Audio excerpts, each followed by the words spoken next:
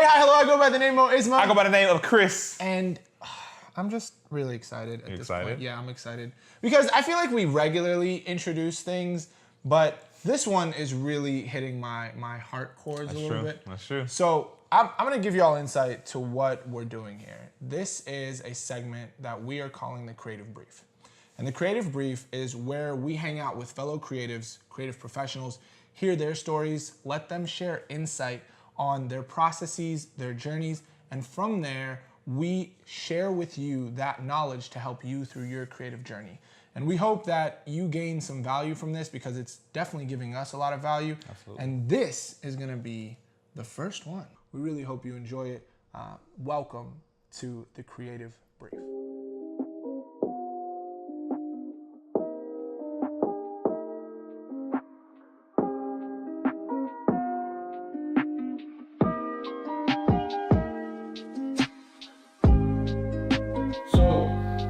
Dude, it's really difficult being in the creative field. I just want to put that out there. I think people underestimate like the difficulty of pursuing creative as I don't want to say a job necessarily, but as a career. Right. You know, but it's so powerful at the same time. What's it been like for you, the journey? Because I know it's been a long one thus far, right? Yeah. It has. So my initial journey started high school as a hobby. I feel like most creatives don't go into it like, I'm gonna make money off this and I'm gonna do this, that, and that. And it started off as kind of a hobby of editing photos. Right. And it kind of built from that. And I was like, I can edit the photo. Why can't I take the photo myself? So I ended up getting a camera, taking photos and editing them. And it kind of developed into people. It wasn't necessarily my own push, it was people around me. They were like, I want you to do, this photo set for me, and I'm gonna pay you. And I'm like, I can get paid for this. And so how did that feel? How did that feel for people to first recognize your work and then say, dude, I want whatever you're doing and I want it for me? Oh man, that was like, I was senior year, so that was almost one of the peak moments of my high school because it opened up a new career path. Yeah. Because when I was in high school, my end goal was be a doctor. No matter what, I told my dad was all here for it. I was like, you know what, no matter what's gonna happen, I'm gonna be a doctor. Yeah. And I'm gonna shove all this creative I have in me, I'm gonna shove it to the side. Because from 4th grade up, I'd always drew, I'd always, been in art club and this, that, and that. And I was like, I'm gonna force all of that down for the hope to be a doctor and to go for money and to go for this, that, and that. And the world around me was like, no. You're gonna be in the creative life. You're gonna use your artistic talent. So just pulling you. That's real. That's real. Pulling you. Yeah. So it was a lot of foundation building from that. Yeah. But I love when my work is appreciated. Somewhere beyond the money, beyond the monetary things, there's this level of just I don't know. I love it. I love to put the art out there. Yeah. And people's feedback is I don't thrive on people's feedback because, negative feedback comes along with positive feedback. But being able to create something that I can put out in the world for people to appreciate. Right. That is it feels like you're putting a piece of who you are. That's exactly right. There. And I feel like I can touch so many lives with my art in the same regard that I could if I was doing medicine or something like that. Yeah. How about you? How did the creative life pull you in? Man, I mean, it was very similar to you, right? So my mom is a professor, so she's in the academic world pretty intensely. Shout out to moms. Right. But for me, it was, you're gonna be an academic, you're gonna be a professor, you're gonna do this, and then every form of creative just was yo, no. Yeah. This is where you need to be. It started off with dance and singing and rapping, and then poetry writing and things of that, and then for me, it was just always communicating to the world through some sort of medium. Right. And here we are. Now, just communicating visually, whether it's through video or photography, or music sometimes. But I don't know, it's exactly like you said, putting it out. I think that's the curse of the creative.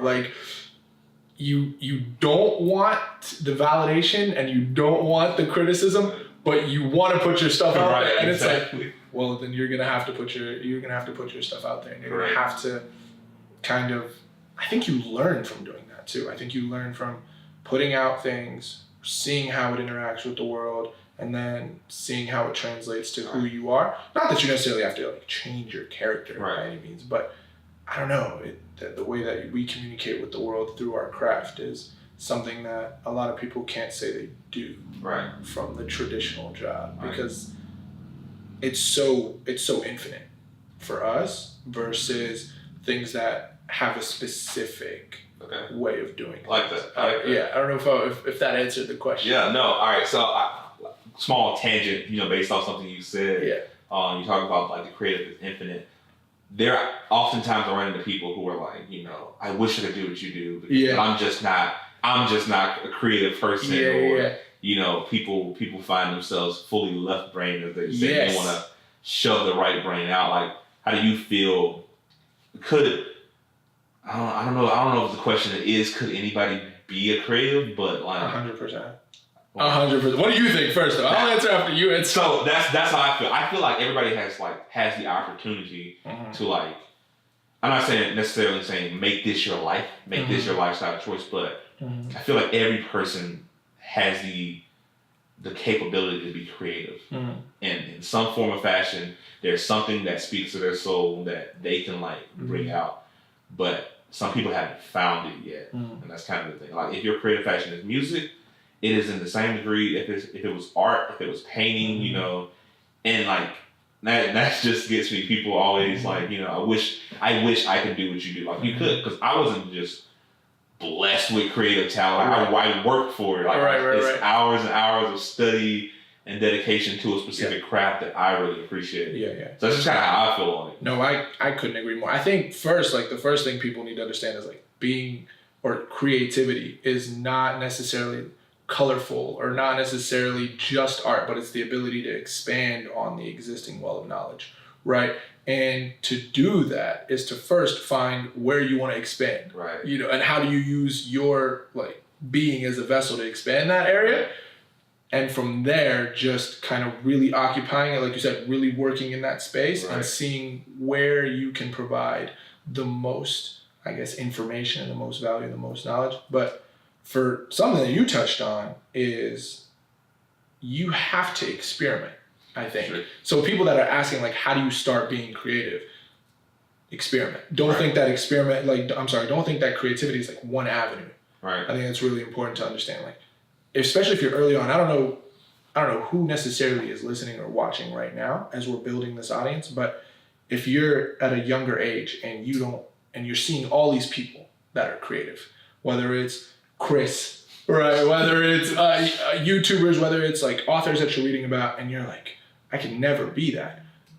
I think you have to take a step back and recognize that these people didn't always do this. Right? They were tasting a lot of different things until one thing just kind of spoke to them, and then they focused on it. Did you have anything that you did before photography? I mean, I know the answer, but just I laugh because it gets me to reflect. Yes, this was never my endpoint. Like kind of what we do, mocks, the film, the film photography, the strategy of it. This was never my endpoint when I started. I started out 6th, 7th grade in music. I did music and dance. So I used to do a ton of dances for like church and things like that, and I love the idea of it. And my entire realm was music based. So I taught myself piano. I was teaching myself guitar, and that was just my creative expression. I used to always think of the music as something like beautiful, and from 8th to senior year or 11th grade, I was like, it's when I kind of transitioned, and I was obsessed with like these little YouTube skits. And I was like, I can get a little camcorder and I can make these terrible YouTube skits that will never see the light of day again. But somewhere in there, as I got better with the overall comprehension of like, there's more than just a musical expression. There's more than just me drawing. There's more than, somewhere in there, I was like, I found the camera and I was like, I want to put a lot, like this is the most unknown thing in my life right now, and I want to discover it. I want to put a lot of time into it. What clicked? Like what what was the deciding factor where you were like, yep, this is my thing? Let's see. That was probably, it was the convergence of the photo editing that I had done for, I guess, yearbook staff and all of that back in the day, combined with the photographical aspect that I had gained. And it was probably back when it was something I personally figured. I know there's tons of YouTube tutorials on it, but it was on like a little clone technique. It was me taking the photography aspect of what I've learned so far and combining it to make like seamless clone photos. And back in 2012 or 2011, showing my age, but when I first started doing that, all my classmates was like, "What? This is so cool, and this is something that like nobody else was doing." And like that in me clicked, and I was like, I want to immerse myself in this. I want to explore the unknown, and I want to dive head first into just taking a risk. Along the way, there's been critiques, there's been downfalls, but all of that is outweighed by taking the jump and just kind of going for it. So if there's ever a message to be like put out there that could possibly stop me, you could face all the adversary in the world, but like the thrill of going out there and being something different or exploring new topics, like that is just like overwhelming with my knowledge. Yeah, I think you touched on something that I really appreciate is like some people think that once it clicks, you got the juice. Right. Like you got the juice and it's never ending. But the reality is, what you touched on is when it clicks, you only have touched the surface. Right. And when it clicks, you want to dive deeper into it. And that's where like continuous learning comes from.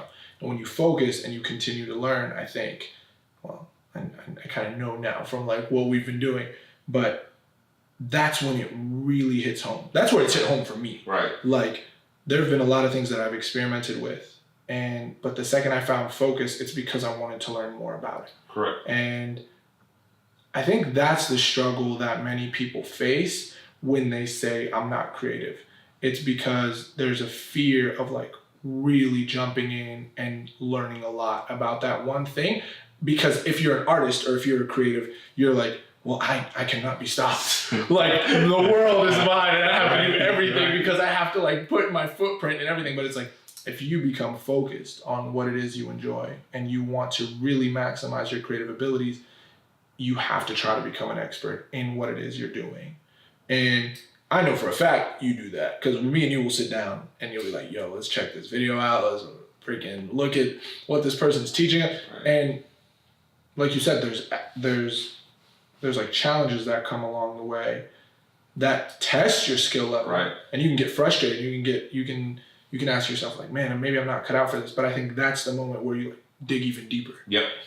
So like, yeah, that's powerful. Love that. Powerful. Love that. That's powerful. You want to do the keynote, the little keynotes? Yeah. The keynotes?